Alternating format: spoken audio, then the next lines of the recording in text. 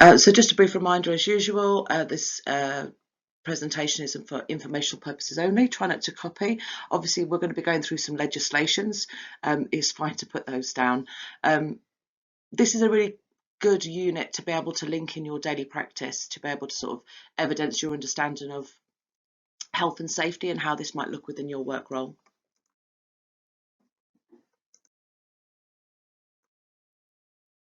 So the first question is, describe key points of legislative frameworks on health and safety and risk management. So I've put a list up on the screen here, you can see. So you've got Health and Safety at Work Act, you've got Manual Handling, COSH, Human Rights, Management of Health and Safety Regulations 1999, RIDDOR, Food Safety, Food Hygiene Regulations, Children's Home, and Working Together to Safeguard Children. I've run through those really quickly because next we're going to break some of them down.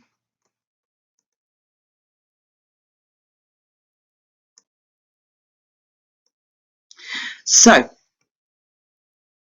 manual handling is it's a big piece of legislation that you actually follow and have to follow in any work environment. Sometimes it's applicable to your job role, sometimes it's not, such as if you're working in a home with children who have physical disabilities, you may have to use hoists and things to lift and move them around. Where if you're in a residential home, it might just be simply having to move stationery and things like that, or moving a bedroom around furniture and things. So you do have to have this in place, and you do have to have training on this because you are in a workplace and work environment.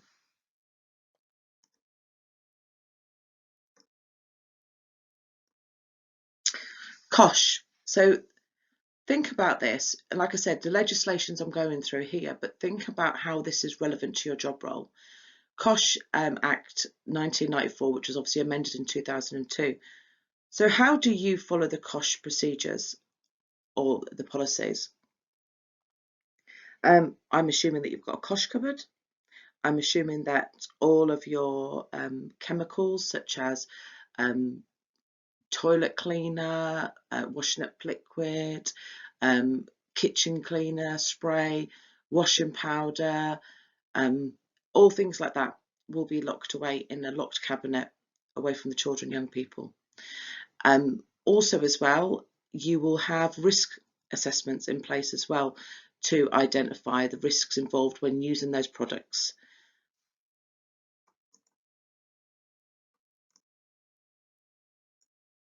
Human rights. So we've got the Human Rights Act 1989.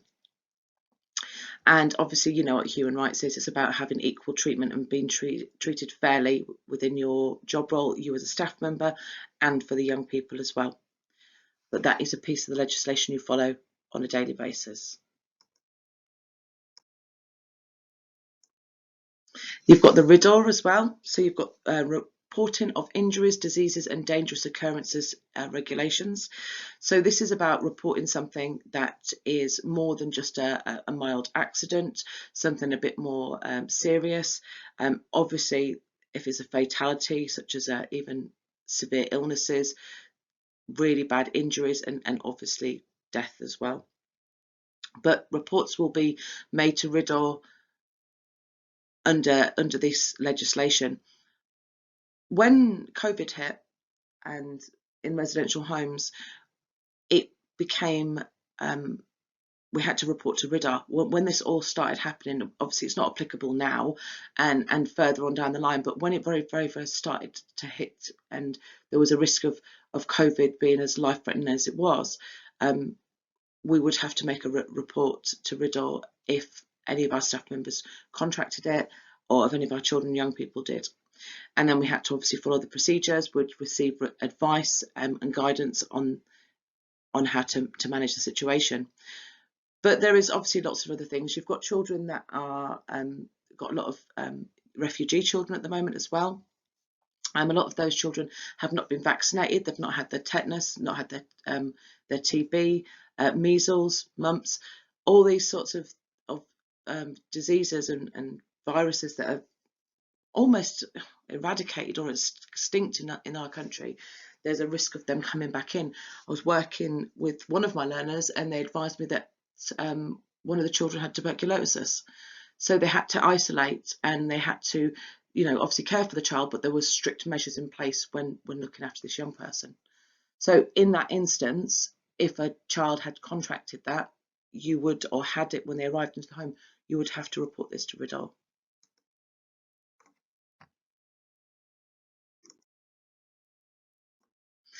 Food hygiene regulations and Food Safety Act as well. So I've put these two together. These are one of the most common ones that you use on a daily basis. That are probably more apparent in your mind.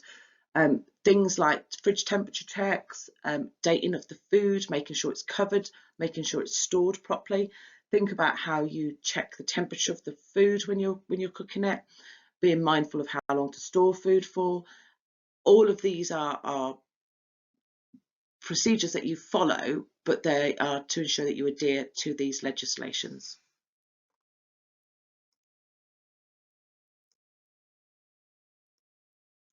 And then you've got the Children's Homes Regulations 2015. Now, the Children's Homes Regulations is a big piece of legislation which is in place to make sure that your manager and the company are ensuring that the home is running effectively and smoothly and safely on a day-to-day basis. The Children's Homes Regulations are put in place to make sure that, in a nutshell, every single person within the home and the company are following the legislations we've just gone through.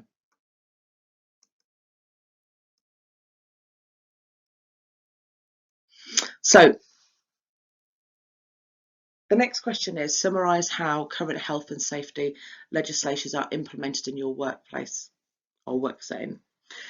So I've covered all of the other previous pieces of legislation. We spoke about COSH, RIDDOR, human rights, and we've covered all of those.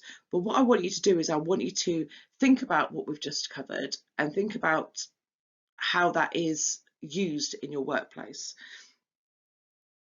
I've put on here the main piece of legislation that you do follow on a daily day-to-day basis is the Health and Safety at Work Act 1974, which kind of is underpins everything I've just mentioned.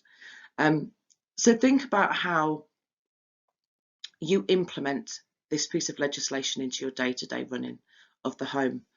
Could it be doing daily checks? Could it be using risk assessments to evaluate the risks? I just mentioned earlier, didn't I, about the COSH and how you will have risk assessments in place to be able to use the COSH. You may have to wear gloves when you oven cleaning. I don't know, that's a really good example. The oven cleaner procedure was an absolute nightmare. The chemicals when you clean the ovens, when I was in residential, they're so strong we could not do it during the day. So the procedures we had in place for that, obviously we had a risk assessment in place. Obviously the oven cleaner was locked away, but it was done on an evening. A staff member was locked in the kitchen, and they would clean the oven, and it would be done once the children were in bed and asleep. They would have to follow the strict instructions of using the gloves, making sure that the room was had windows open so the fumes weren't getting out. I mean, think about that. Think about how careful you have to be when you're using that. I know that when I was in residential, there was no such thing as bleach. We couldn't have bleach in the home. So sometimes staff would come back with the Mr. Muscle kitchen cleaning bleach thing. We couldn't have that. We'd have to get rid of it. Things may be different. You may be able to have that in your cupboard now, but you may have to have a really strict risk assessment in place for that. So think about it. Think about health and safety at work and think about how you follow it. Think about your daily routine and how you're implementing it and evidencing it as well. Evidencing. You could well tick it off and say, yeah, I've done the fridge temp checks. Well, what was the fridge temperature? What did it come out at? So think about how you do this.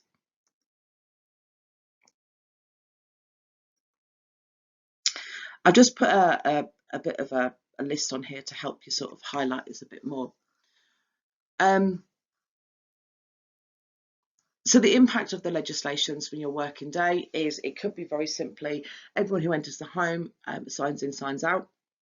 Why do they do that for? Why do you sign people into the home for? Because you've got to follow the Health and Safety at Work Act 1974, and the fire regulations. So if there was a fire, you knew who was in the home, and you knew that if there was anyone trapped, you'd have to, you know, advise the fire brigade when they came. Obviously, we're going to check ID, making sure that we know who's coming into the home to safeguard the children and young people. We're going to identify, like I said, all the chemicals, all the COSH things, they'll be locked away. PPE was in place massively when COVID was about, but evidently speaking, if you've got an infectious disease going on, you will be wearing PPE, and so on and so forth. There's quite a lot in there to be able to have a look through. So have a look through them and break them down, and try and give them examples of where you might have used this. You can see in there, there's no smoking allowed in the workplace. Massive thing. But I expect throughout your time, you may well have had experiences of children trying to smoke in the house, or you may have, sounds terrible, doesn't it? But you may have had children trying to smoke in the house. They may try a vape in the house, things like that. Think about why that's so important. Why, obviously you've got the fire hazards, but think of the risk to others as well.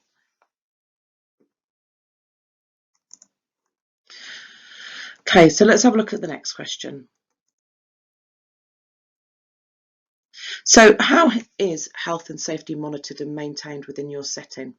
Now, obviously, this next question is going to be individualised to your home and your company, but there will be levels of similarities across the board. So think about what you do on a daily basis. You will follow daily checks, such as medication checks, such as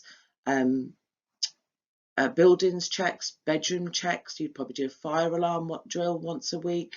You'll probably have to do car checks. You'll probably have to check the first aid boxes, and so on and so forth. This is something that you do daily over a week's period. The water temp checks get done every single day, making sure that the temperatures are not too hot for the young people. Fridge temp checks are done daily. Food is checked daily. Even down to the tumble dryer lint, when you're having to empty the tumble dryer lint if you've got a tumble dryer. All of these checks are done daily. Think about extractor fan. That needs to be checked as well above your oven. That's not daily, obviously, but that is over a period of time. Think about your electrical devices, your plugs. You have to get them pat tested once a year, and so on and so forth. Think about how you follow it. What do you do? How do you log it? And what do you do if there's any problems? Think about that as well.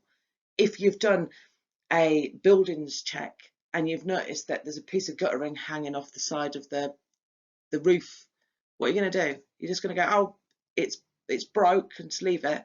No, of course not. Then what's your next procedure? So this is monitoring and maintaining.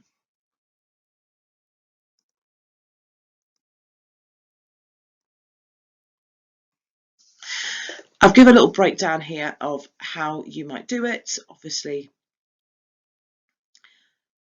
you know what you're doing within your job role.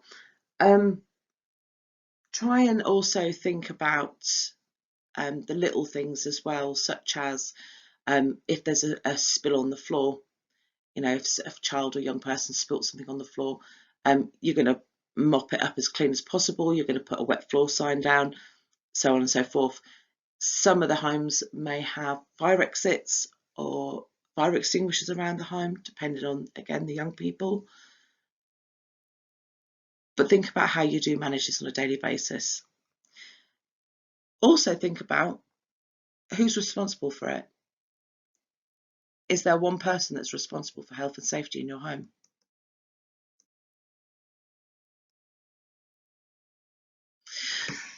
The fact is, everyone's responsible for it.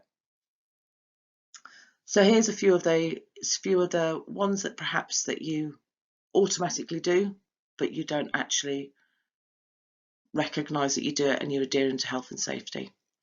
So obviously emptying the bins, making sure that the doors are able to click on their fire door bit, making sure the hinges are working, making sure the seals at the bottom of the doors, around the fire doors, are safe.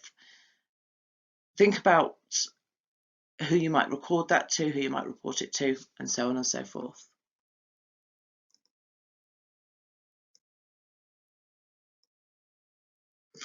So the next question is, explain how people in the setting are made aware of risks and hazards and encouraged to work safely. So if there is a risk or a hazard, you're going to be obviously just demonstrating logging, recording, reporting. You will be communicating with your manager to let them know.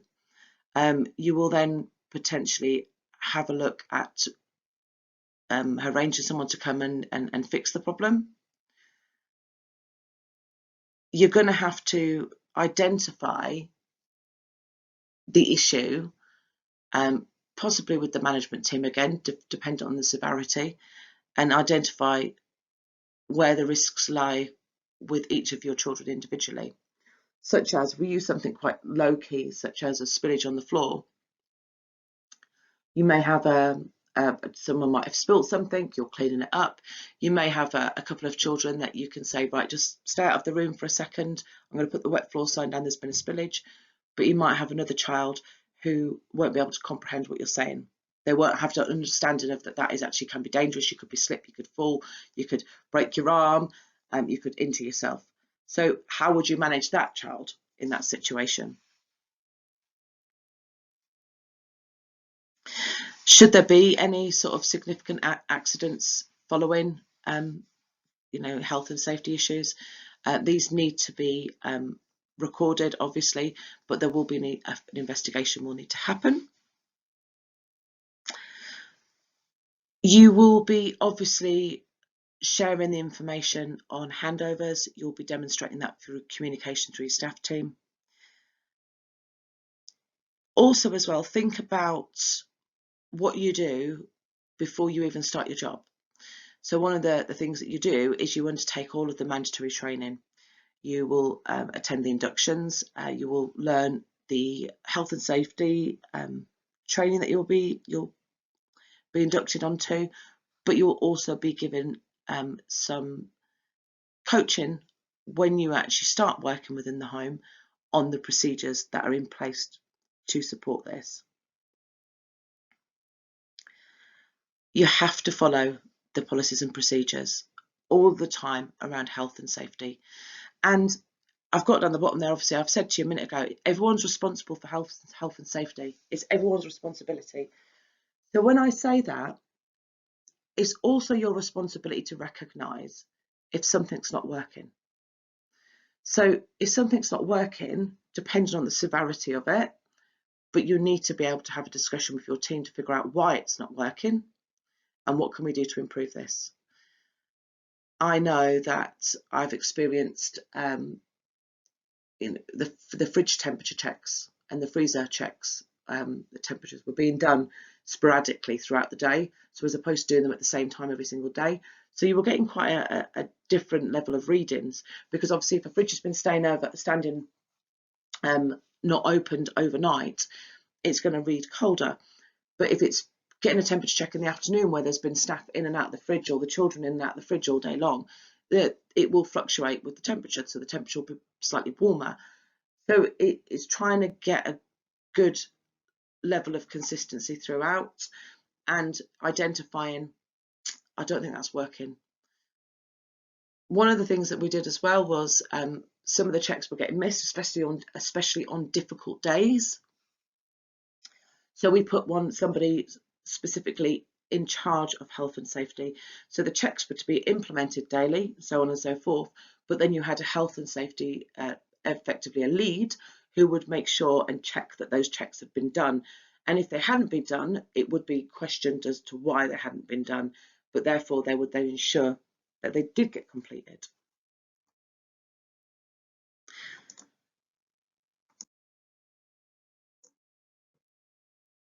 So, the importance of risk and challenge for a child or a young person's development and the enjoyment of life. So when we look at this, I want you to think about your job on a daily basis, think about children and risks. Now, it's very difficult when you are working in this environment because your most important part of your job is to keep a child safe. But we need to recognise that keeping them too safe can actually prevent them from actually developing. We always say, don't we, all the time, I laugh and joke about wrapping my children up in cotton wool. We wrap our children up in cotton wool. We wrap them in bubble wrap, keep them safe from the dangers of the world. But it's still really, really important. It's probably more important for them to have some level of risk. And why is that? Because it helps them to understand what their own capabilities are, such as climbing a climbing frame. We know the risks involved. We know that, if it was myself, I knew that if I was to climb a climbing frame, I knew that I could climb up to that level, and I knew I could hold my body weight, and I could do this and I could do that. How did I learn that? I didn't just figure it out. I had to do it, and I had to do it, and I had to challenge myself to see what my capabilities were when it came to climbing that climbing frame.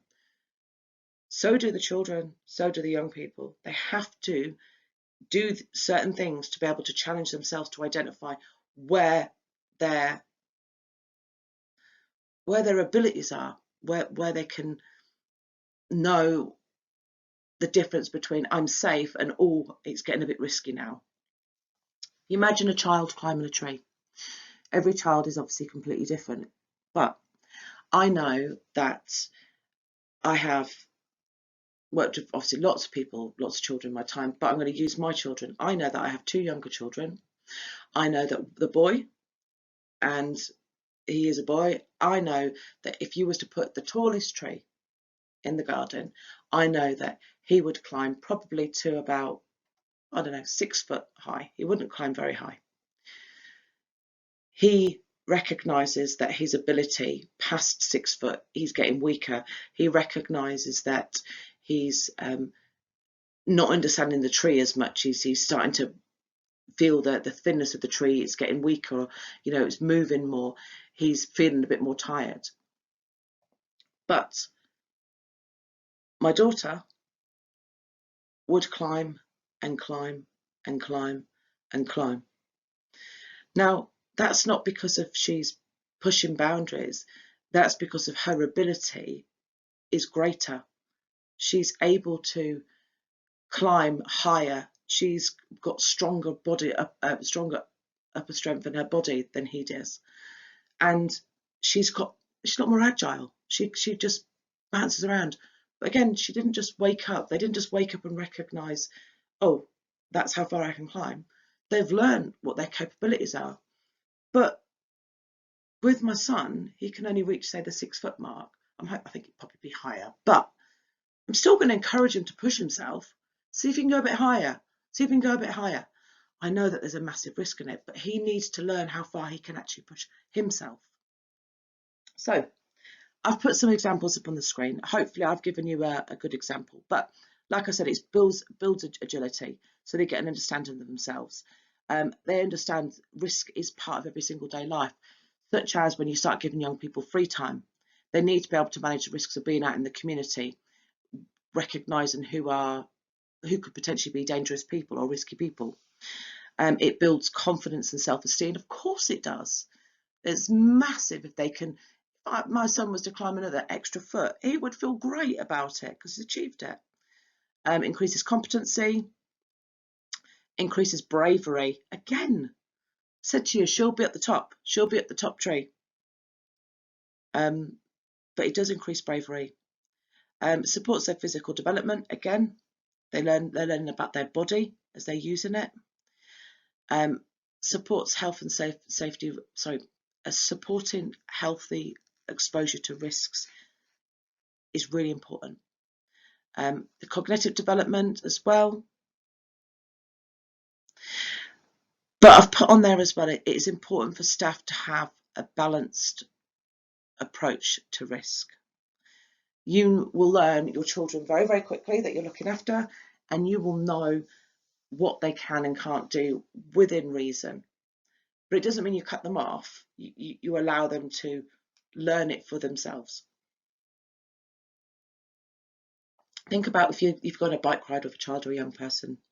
Are they wobbling? Are they all over the place? Okay, let's put a helmet on them. Still going to do the bike ride though, won't we? Because they've got to learn. If you don't let them ride the bike, they're going to be wobbly forever. So you've got to let them do it. But what we're going to do, put a helmet on them. Let's put knee pads on them. Depends on obviously their age, because a 15-year-old is not going to do that. But think about how you're going to do this and how you're going to be able to support them to balance the risks. Do you know what? You need to be not so wobbly on your bike. So let's go for more bike rides. Get your balance, build your confidence, build your bravery, build your agility, but let's keep a helmet on to keep your head safe, or some knee pads and elbow pads, whatever it is. Roller skating, taking them roller skating, taking them ice skating, taking them trampolining, whatever it is you're doing. All of these things you're doing is giving this child the opportunity to learn their own abilities and to push themselves. You got to allow them to push themselves. So obviously you can hear it's quite passionate. I'm passionate about this, but it is very, very important. And again, lastly, it increases social awareness.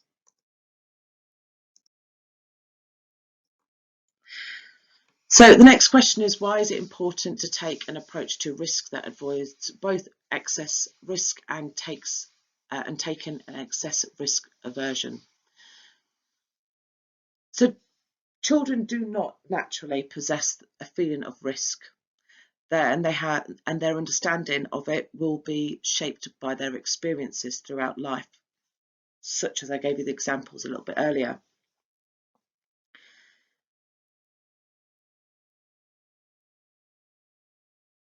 You need to, like I said earlier, you need to allow them to be able to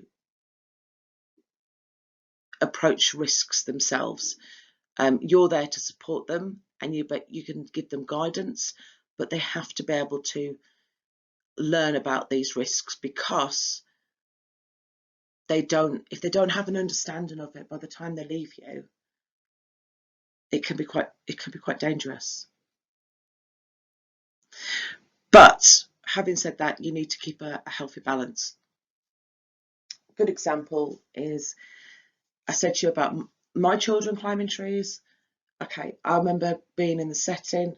I was resi at the time. I was just a resi worker at the time. Not just, but I just started, I mean. I was out with a young person.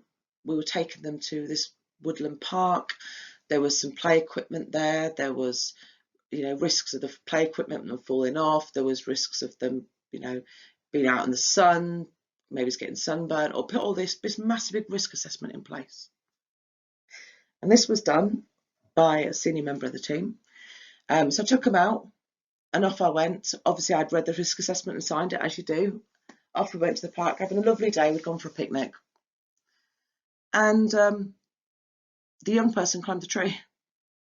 And straight away, my brain was thinking, oh my goodness, that's not on the risk assessment. It's not on the risk assessment. Oh dear, what are we going to do? So at that moment in time, I had to make a snap decision, work out, right, how high were they? How were they seeming? They seemed quite confident, but I had to allow them to still climb the tree, but give them, do you know what? Be aware, just be careful, perhaps don't go that high, giving them a little bit of guidance whilst doing so. I know a lot of you on this call are quite local, but can you remember the story about Borsey and the children in care that went for a walk to Borsey Pits, where it's basically an old pit where there's lakes in the it almost looks like a beach, but it's not. There's like massive big lakes in the middle, trees around the outside. There's a little bit of a sandy area, and it was a really common thing. I mean, years ago when I was a child, we used to go there and have a walk along it, and it always used to say, do not swim, do not swim, do not swim, do not swim. Swimming is not permitted because of the dangers. There's all reeds and that underneath. There'd been people drowning there, so on and so forth. And there was a story not so long ago, well, actually I think it was 10 years ago now, but some care staff had taken some children there for a walk. They'd put this massive big risk assessment in place, keeping the child safe, going for a walk, the risk of sun, risk of this, risk of that, blah, blah, blah. So this was all put in place. The children went into the water. They wouldn't listen to the staff. The staff were telling them to come out. They wouldn't, they couldn't get them out, and they drowned. Even a staff member went in to try and save them, and they drowned as well. The home got shut down. Everything, it went off crazy. Why was it so? I mean, obviously it was the death of a child. It was a couple of children, a death of a staff member. I can't remember the actual ins and outs. On the risk assessment, there was nothing about child swimming, because of when it had been written. There was no risk. Whoever wrote the risk assessment, there was no risk because of it's not allowed. But they hadn't took into consideration that children don't always adhere to rules. So massive big thing. I mean, if you're local, you haven't heard about it, have a research about it. But it's a really good example of, managing risks, but still having risks there as well. With this answering this question, just think of an example.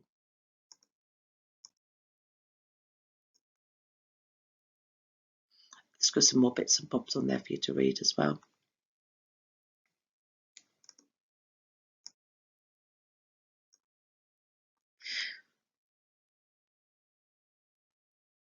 So when it comes to children and young people, to have a balanced approach to risk management, it's absolutely imperative, it's crucial. But we must consider the individual's age, unique demands, and their ability. I said this earlier, didn't I?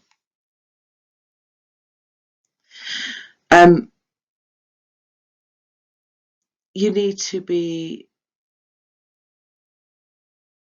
really encouraging not to be. You need to be encouraging not to be over fearful of risks, as this tends to take away sort of like the child or young person's opportunity to be able to learn for themselves. I think, do you know what? A good example of that is, how many of you are frightened of spiders? How many of you are petrified of spiders? And how many of your children are petrified of spiders? Think about it. My husband's petrified of spiders. My youngest daughter used to sit there with a spider on her hand when she was about 15 months old. Oh, look at my baby spider. Look, mummy, look. Now she screams like you wouldn't even believe if she sees a spider, which is the size of a penny. Where's that come from? She learnt it from Dad. So we're the same. We can, if you're in that job role, you can rub off your fears onto the children. So the idea of it behind it is we are supposed to be open-minded at all times, but allowing them to be in risky situations, but keeping them safe at the same time, and educating them and advising them. Lastly, like I've said on here as well, we're there to educate them where possible. And like I said, a good example of that is encouraging them not to cross a busy road when there's a pedestrian crossing just slightly down the road. So think about it, think about what you do, but do keep this in mind.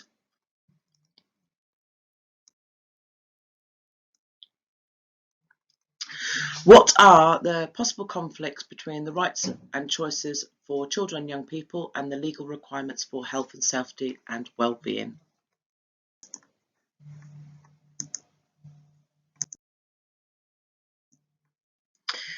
So here's some possible conflicts.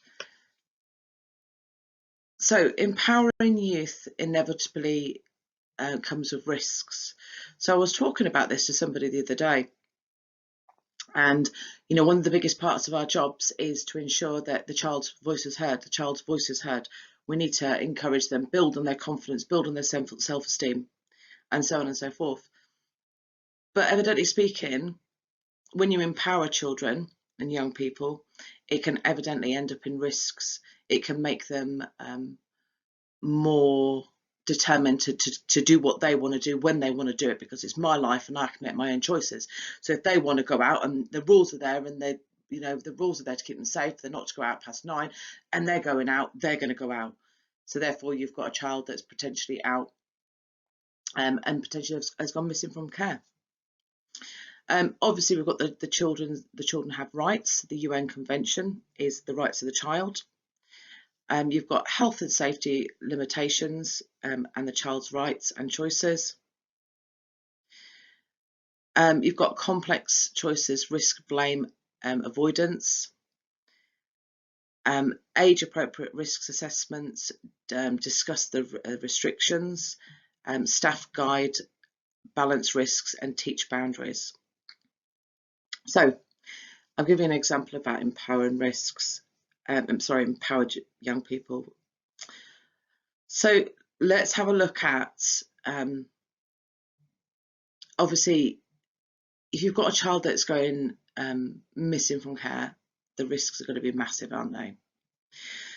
But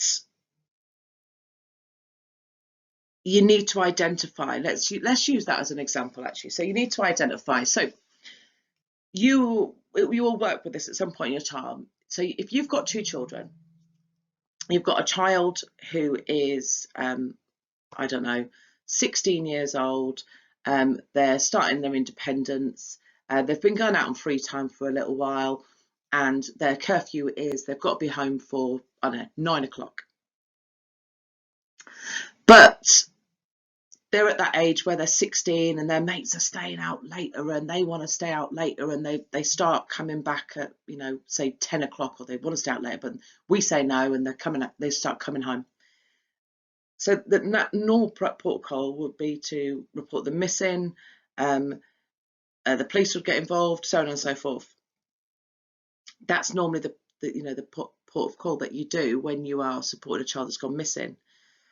But we need to sort of weigh up the risks, don't we, with this? So if you've got a child, on the other hand, that is 14-year-old and they are have been exploited, they have been a victim to child exploitation, they have a high risk of being exploited again, and they don't have any free time as yet, and one day they come out of the bedroom and they literally just run away. Look at the two difference between the two cases, the complexity between the two. Now, as soon as a child is out, is missing from care, their risk is through the roof, 100%. But it's very different, isn't it? Because even though you've got the 16-year-old and they've got free time, so on and so forth, eventually we'll be able to identify that, well, they just want longer. They just want longer out. So it might be a case of, in that situation, that you will collaborate with the police, you will collaborate with the social worker, you may look at just extending their time. You may look at not having to report them missing. It may be a case of we have to wait an hour before they return, if they don't return home before we report them missing. So we have to recognise, you know, keeping them safe is one thing, but also identifying what risks are involved at that moment in time. If you've got the 14-year-old who has run away, then their risks are through the roof. So you have to be able to, in a nutshell, identify where the actual real dangers are. We know that a child is at risk as soon as they're missing. I know that. We know that. But if you've got a 16-year-old and they are transitioning to semi-independence, as soon as they go into semi-independence, they're not going to have curfews. They're not going to have all of these rules that they've got to adhere to. So there is kind of like a big conflict there, because if you've got these two children and if we had them in the same home, it would cause that natural conflict between the young people, the young person who's 14, because they have they don't have an understanding of, because they were exploited. Because normally children have been exploited don't tend to see what's happened. They have been groomed so in-depthly that they don't actually recognise that they've been exploited, so therefore they don't see themselves at risk of that. So it will cause a massive conflict, because that child will be saying, well, hang on a second, when that child who was the 16-year-old was 14, they were allowed free time until 8 o'clock. Why am I not allowed to? You just call the police on me. So there is a big difference, and it's a real difficult situation, because it is a conflict between, do you know what, having this child who should be able to go and have free time and should be able to go and, you know, hang about with their friends, but the risks are too great for them, so they're not allowed to have it, with a child who doesn't have such high risks but can still go and do those things. So there's always going to be a massive conflict. There's going to be there is going to be that conflict, because if we are having to individualize and recognize each young person, risks and danger elements are different. So that's why I've got on there about having the complexity of the choices. That's why I've got on there about the age appropriate risks, and things such as that. Where I've got on there about the staff guidance, balanced risks and teaching boundaries. So if we use the 14-year-old, for example, so, well, actually, let's use both. I'll do the 14-year-old first. The 14-year-old that's high CSE risk, they'll keep running away. What are you going to do as a staff team? Are you going to do nothing? Are you just going to keep reporting them? Absolutely not. When they return, you're going to be talking to them. You're going to be educating them. You're going to be teaching on them about appropriate relationships, safe relationships, communication with the team.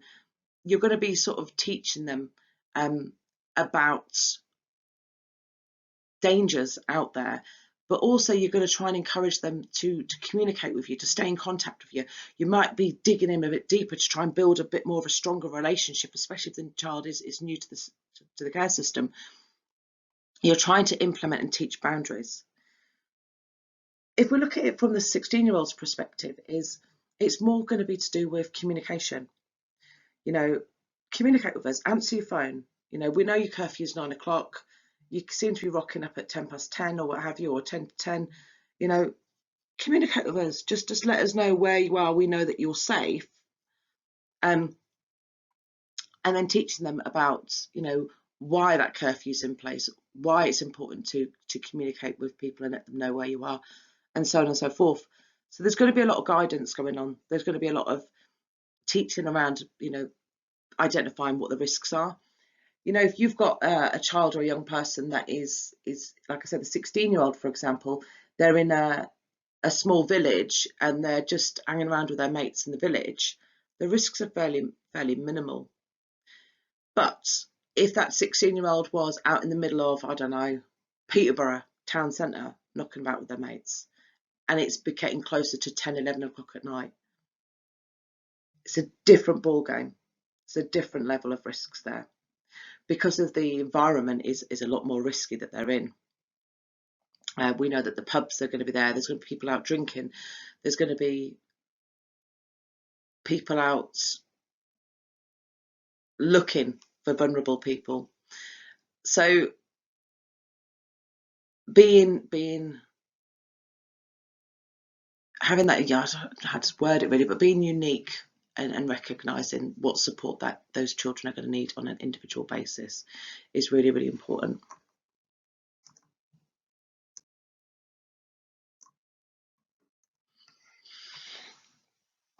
So with the previous question around conflicts, you know, you may well have a good example to be able to answer that question.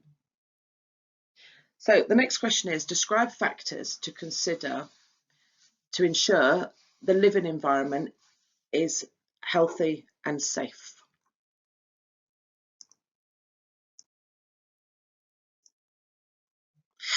So I've just put a list of things on here that you do.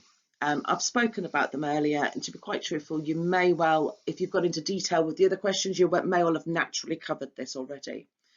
But if you haven't, I've put a list up here. Again, don't write it as a list. I need sentences when you answer these questions. But these are things you might do. Lock in the cosh cupboard. You put the sharps away. There's window restrictors in place. Building checks are done internally and externally. You've got a location risk assessment. What is a location risk assessment? So your location risk assessment is about the risks around the home. I just said, didn't I, the young person, the 16-year-old being out in a village, the risks are going to be less than the 16-year-old being out in Peterborough town centre. There's going to be quite a significant difference in those risks. So your location risk assessment is in place to identify the risks around the home, such as if there's a river, if there's a building site, if there's a known drug dealer down the road, whatever there is, but you have to identify it. You're also, in your location risk assessment, it identifies the crime rate as well around the local area.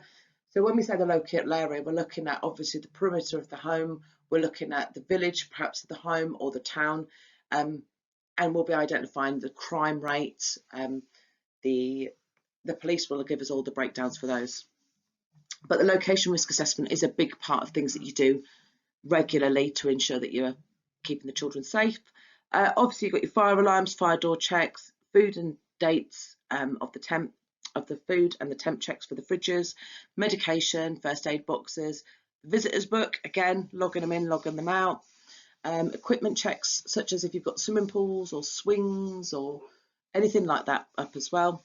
Water temperature checks, vehicle checks, PAT testing, and fire extinguishers being serviced. So think about this.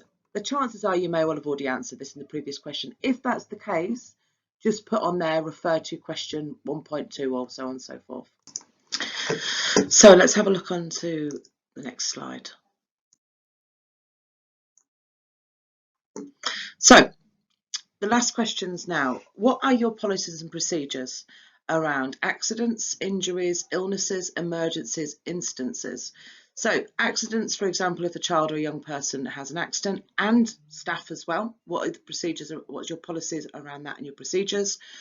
Injuries such as broken bones, dislocation, burns, illnesses such as a fever, rash, infections or diseases, incidents such as a physical intervention, an altercation, allegation, dangerous occurrence, emergencies such as a missing from care or evacuation of premises. So there's some examples to cover that criteria.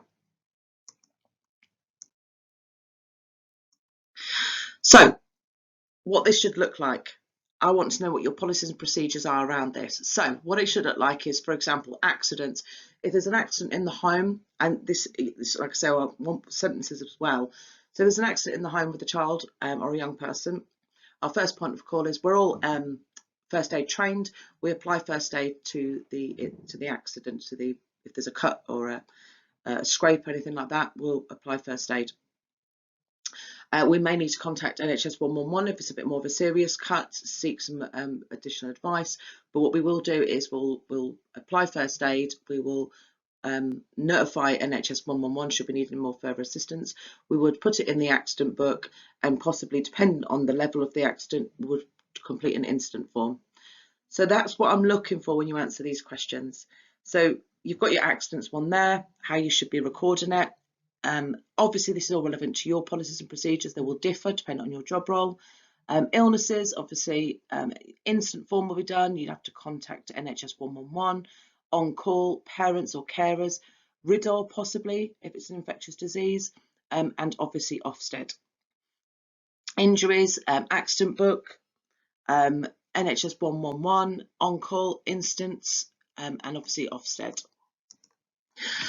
Instances, obviously, if there was a physical intervention, you would have to complete an incident form. You'd obviously have to notify the social worker and other professionals. It'd have to be logged, and obviously on call would have to be notified as well. If there was an allegation, you may even have to be looking at including LADO on that as well. Emergencies, so obviously if you're looking at a missing from care, you'd be doing an incident form on call. Ofsted would need to be noticed for a missing from care as well, and the social worker.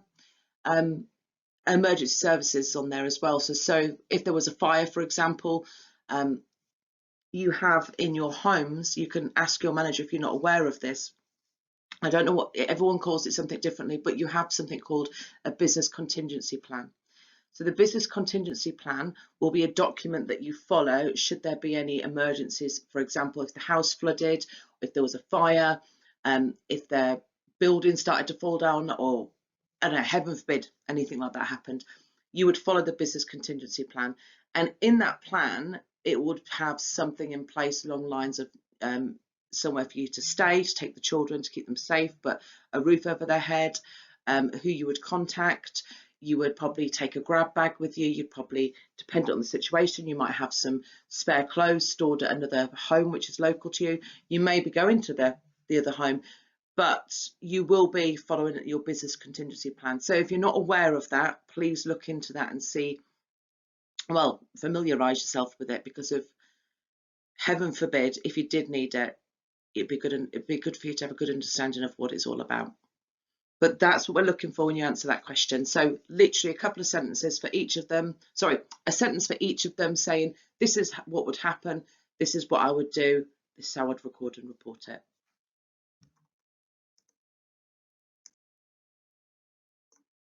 So I was a little bit longer than expected. I apologise. Probably my fault around managing children with risks and allowing them to have their own risks. But you have reached the end of the session. I hope you found it useful. Again, make sure you're answering in sentences and paragraphs, and linking questions. If you feel that they've met the criteria, make sure you add on there. I think I've met this in question, blah, blah, blah. But thanks again.